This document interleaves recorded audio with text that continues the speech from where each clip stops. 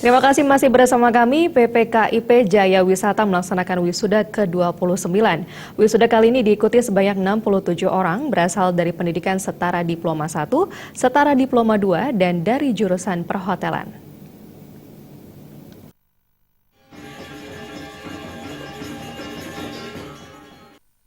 Direktur PPKIP Jaya Wisata Imade Rata mengatakan wisuda ini merupakan amanat undang-undang sebagai lembaga pendidikan dan pelatihan yang diatur melalui Undang-Undang Nomor 13 Tahun 2003 tentang Ketenagakerjaan. Pelatihan kerja diselenggarakan dan diarahkan untuk membekali, meningkatkan dan mengembangkan kompetensi kerja guna meningkatkan kemampuan, produktivitas, dan kesejahteraan kerja.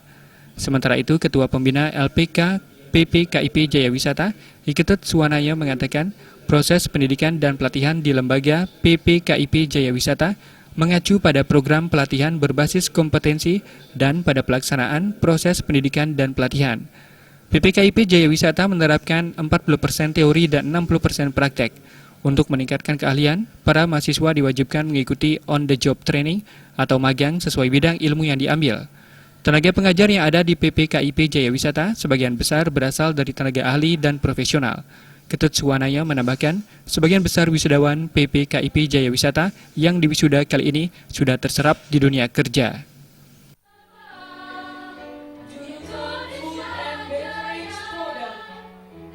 Saya anggap hari ini adalah penting karena kita bisa berhasil memberikan pembinaan yang mengarah kepada kompetensi kepada mereka, sehingga yang kita wisuda ya, itu 49 orang sudah terpakai, ya sudah bekerja, dan kita juga ya berbangga karena kita bisa memberikan dia pendidikan sesuai dengan kurikulum yang ditentukan oleh MIA.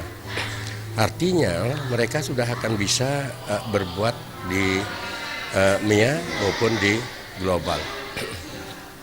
Itu yang kita akan selalu tingkatkan terhadap mereka, walaupun mereka sudah bekerja, kita juga mengharapkan dan kita sudah merupakan tekad juga dengan anak-anak yang kita lepas. Ya.